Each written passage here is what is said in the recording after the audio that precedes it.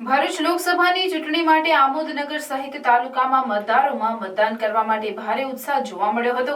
આમોદમાં લાકડીના ટેકે આવેલી વયોવૃદ્ધ મહિલાએ પણ ભારે ઉત્સાહ સાથે મતદાન કર્યું હતું। આમોદના મતદાન મથકો ઉપર સવારથી જ મતદારોની લાઈનો લાગી હતી। જો કે કાળઝાળ ગરમીની પરવા કર્યા વિના લોકોએ ભારે ઉત્સાહ સાથે મતદાન કરી લોકશાહી પર્વની ઉજવણી કરી હતી।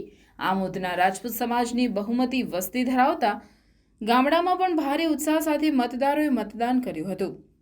અત્રે ઉલ્લેખનીય છે કે પુરુષોત્તમ રૂપાલાના વિવાદિત નિવેદન બાદ રાજપૂત સમાજમાં ભાજપ પ્રત્યે ભારે રોષ ભરાયો હતો। તેમજ ગામે ગામ ધર્મરથ ફેરવી ભાજપ વિરુદ્ધ મતદાન કરવા માટે શપથ લેવામાં આવ્યા હતા। ત્યારે આમોદ તાલુકાના રાજપૂત સમાજની બહુમતી વસ્તી ધરાવતા ગામમાં મહિલાઓએ પણ મોટી સંખ્યામાં ઉત્સાહભેર મતદાન કર્યું હતું, જેથી ભાજપ છાવણીમાં નિરુત્સાહ જોવા મળ્યો હતો।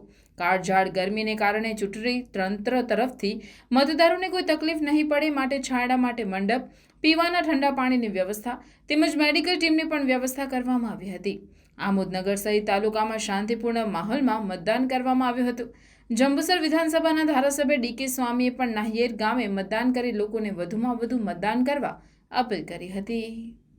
આજે રાષ્ટ્રીય પર્વ જે ઉજવાઈ રહ્યો છે એની અંદર આપ પણ સૌ સહભાગી બનો અને ભવ્યથી ભવ્ય મતદાન કરી આ પર્વને ખૂબ સારી રીતે ઉજવીએ એવી આપ સૌને મારી નમ્ર અપીલ છે। મારો મત મારા ગામની અંદર હું આપ્યો અને આપ પણ સૌ મતદાન કરી પરિવારે સહિત મતદાન કરશો એવી આપ સૌને આગ્રહ ભરી મારી નમ્ર અપીલ છે।